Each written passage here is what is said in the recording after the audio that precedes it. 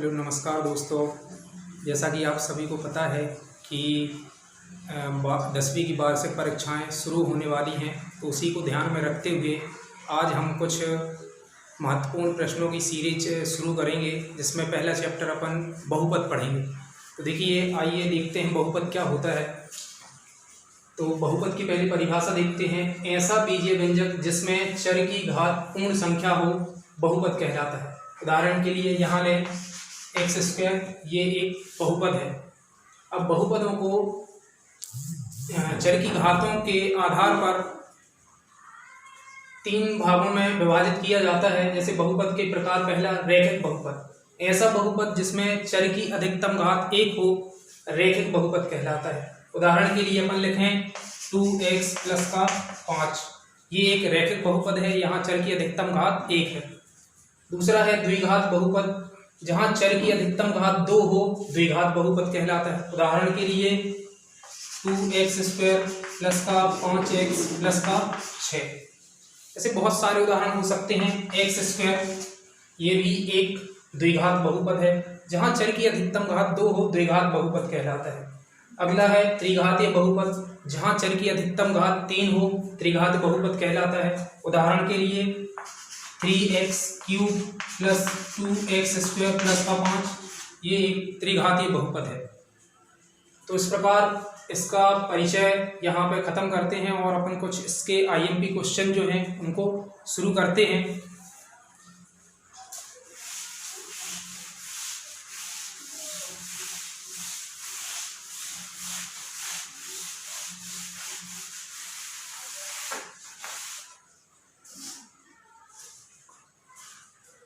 तो जो पहला क्वेश्चन है वो है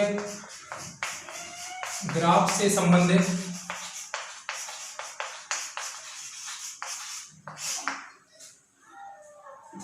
तो जब भी हमें एक ग्राफ दिया हुआ हो जिसमें 2 अक्ष होते हैं, एक ये x अक्ष और दूसरा y अक्ष, तो इसका जो बहुपद है उसका जो ग्राफ बनता है वो परवलय आकार का बनता है। मान लीजिए ये ग्राफ दिया हुआ है और पूछेगा यहाँ पर बहुपद के शून्यकों की संख्या बताइए। तो यहाँ पर ये जो ग्राफ है, ये जो x अक्ष पे जितनी भी बार इसको कट करेगा, प्रतिच्छेद करेगा, तो वो इसके शून्यकों की संख्या होगी। जैसे इस ग्राफ में हम देख रहे हैं कि ये जो ग्राफ है वो x अक्ष को 3 बार प्रतिच्छेद कर रहा है या 3 बिंदुओं पर काटता है। तो इसलिए यहाँ बहुपद के शून्यकों की संख्या 3 होगी, क्योंकि ग्राफ x अक्ष को 3 बिंदुओं पर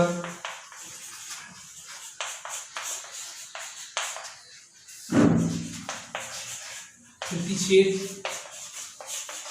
करता है। वैसे उदाहरण के लिए और भी सवाल लें अपन, तो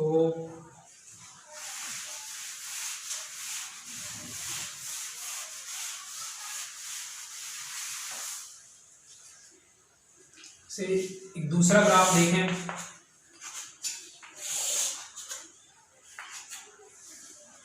इसमें देखें अपन कि ये जो बहुपद का ग्राफ है, जनरली जो बहुपद होता है उसको px से दर्शाया जाता है। तो ये px के लिए ग्राफ दिया हुआ है, एक बहुपद के लिए ग्राफ दिया हुआ है। ये चूंकि x अक्ष को 2 बिंदुओं पर प्रतिच्छेद करता है, इसलिए इस बहुपद की जो शून्यकों की संख्या होगी वो 2 होगी। तो शून्यकों की संख्या 2 होगी, क्योंकि ये जो ग्राफ है वो x अक्ष को 2 बिंदुओं पर प्रतिच्छेद करता है। तो आगे इस प्रकार के जो सवाल दिए हुए हैं इससे एक क्वेश्चन आना निश्चित है। यहाँ पर सिर्फ यही क्वेश्चन बनता है कि दिए गए ग्राफ में बहुपदों के शून्यकों की संख्या ज्ञात कीजिए।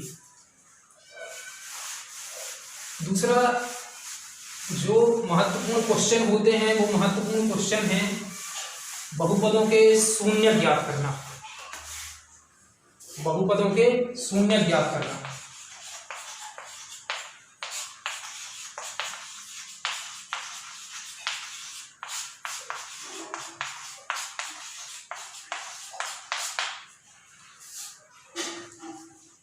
तो यहां ध्यान रखेंगे जो बहुपद का मानक रूप,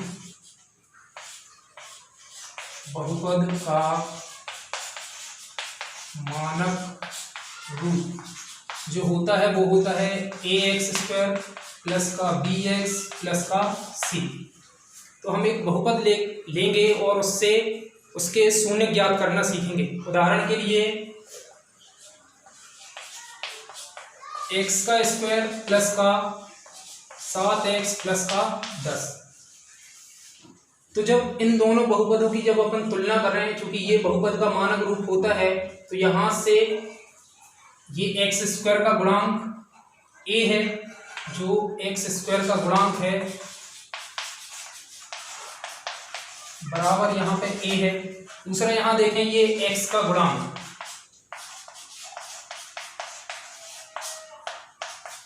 b और c जो कहलाता है वो कहलाता है अचर पद। तो जब भी बहुपदों के शून्य ज्ञात करते हैं तो ये बात ध्यान रखनी है कि हमेशा अचर पद और x² का जो गुणांक होता है उन दोनों का आपस में गुणा किया जाता है। जैसे यहाँ पे 10x अचर पद है और x² का गुणांक, यहाँ पे चूंकि कुछ नहीं है तो इसका गुणांक अपन 1 ले सकते हैं। तो अब इस 10 का और 1 का गुणा करना है तो अपना जो गुणा कितना होगा 10 होगा, 10 और 1 का गुणा करेंगे। अब इस 10 के अभाज्य गुणनखंड निकाल लें। तो इस 10 में जो कि 2 से भाग जाता है कितनी बार, 5 बार, और इस 5 से इसमें कितनी बार भाग जाएगा, 1 बार। तो अब अपन को क्या करना है, ये जो मध्य पद है इसको इस प्रकार से विभक्त करना है ताकि इसका जो योग है वो 7x हो और इसको गुणा करने पे 10 आना चाहिए। तो 2 और 5 जो है वो 10 के गुणनखंड हैं, जिनको दोनों को जोड़ने पे 7 मिलेगा और दोनों को गुणा करने पे 10 मिलेगा। तो इस प्रकार हम इसको लिख सकते हैं x² प्लस 2x प्लस का 5x और प्लस का 10x। तो इस मध्य पद को 7x को हमने इस प्रकार से विभक्त कर लिया कि दोनों को जोड़ें तो 7x आ रहा है, यदि दोनों का गुणा किया जाए तो 10x² के बराबर आता है। तो इस प्रकार क्या करना है, अब ये पहले 2 पद से कॉमन लेना है और दूसरे 2 पदों से जो भी कॉमन आता है उनको बाहर लिखना है। जैसे यहां से देखें अपन x² प्लस 2x से x दोनों में कॉमन दिखाई दे रहा है। अब यहाँ जो कि x बाहर आ गया तो यहाँ बचा x प्लस यहाँ बचा कितना 2। वैसे ही अब दूसरे बहुपद, ये जो 2 बहुपद हैं पीछे वाले, इनसे कॉमन लेना है। तो यहाँ 5 है, यहाँ भी 5 होगा तो प्लस का 5 यहाँ से कॉमन लेंगे, यहाँ बचेगा x प्लस यहाँ बचेगा 2। तो जब भी बहुपद में कॉमन लेंगे ये ध्यान रखना है कि ऐसी संख्या ब्रैकेट के अंदर लिखनी है जिसको गुणा करने पे वापस वो बहुपद प्राप्त हो। तो इस प्रकार से देखें दोनों जगह जो बहुपद ये वाला भाग जो है दोनों में कॉमन रहेगा, दोनों में एक जैसे बहुपद ही बचेंगे। तो एक ब्रैकेट में x प्लस 2 इस बार कॉमन आ गया और दूसरे ब्रैकेट में x प्लस का 5। क्योंकि हमें बहुपद के शून्य ज्ञात करने हैं तो इसको हम किसके बराबर रखेंगे, शून्य के। तो एक बार x प्लस का 2 बराबर रखना है 0 के, तो यहाँ से x का मान आ जाएगा माइनस का 2। x प्लस 2 स्थानांतरण होगा उस साइड तो x बराबर माइनस का 2।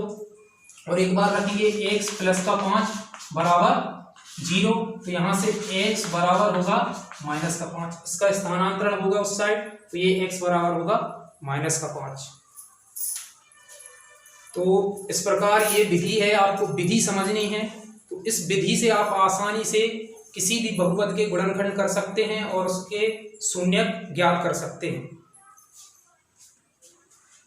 जैसे और हम अन्य उदाहरण देखेंगे।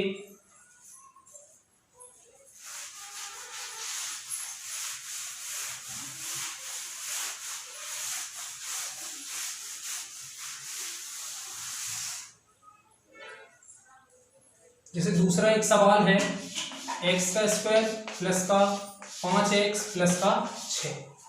तो हमें इस बार भी वही करना है कि जो अचर पद है और x स्क्वायर का जो गुणांक हो उन दोनों का आपस में गुणा करना है। तो जब इस 6 का x स्क्वायर का गुणांक यहाँ पे कुछ नहीं है तो इसको 1 ले सकते हैं। तो इन दोनों का आपस में गुणा करना है, तो इन दोनों को गुणा करेंगे तो आएगा 6 और इसी 6 के अभाज्य गुणनखंड करने हैं। तो इसको अभाज्य गुणनखंड करोगे तो 2 से भाग जा रहा है 3 बार, 3 से भाग जा रहा है इसमें 1 बार। अब इन्हीं दोनों गुणनखंडों को देखना है कि इन दोनों को जोड़ेंगे तो 5 आएगा और इन्हीं दोनों का आपस में गुणा करें तो 6 मिलेगा। तो इस मध्य पद को, इस 5x को इस प्रकार से अपन लिख सकते हैं x का स्क्वायर प्लस का 2x प्लस का 3x और प्लस का 6। यदि इन दोनों का आपस में गुणा किया जाए तो ये 6x स्क्वायर के बराबर मिलेगा और इन दोनों को यदि जोड़ा जाए तो ये वापस 5x मिलेगा। तो इस प्रकार क्या करें अपन, इन दोनों बहुपदों से पहले 2 बहुपद से कॉमन लेना है, फिर पीछे के 2 बहुपद से कॉमन लेना है। तो यहाँ से क्या आ रहा है कॉमन, दोनों जगह x है तो x कॉमन होगा, यहाँ पे बचेगा x प्लस यहाँ पे बचेगा 2। वैसे ही दूसरे बहुपद से कॉमन लेना है, यहाँ बचेगा प्लस का 3x प्लस का 2। अब दोनों जगह ये कॉमन है तो इन दोनों में ये x प्लस का 2 और अगले ब्रैकेट में x प्लस का 3। क्योंकि हमें बहुपद के शून्य ज्ञात करने हैं तो इन दोनों को किसके बराबर रखेंगे, शून्य के।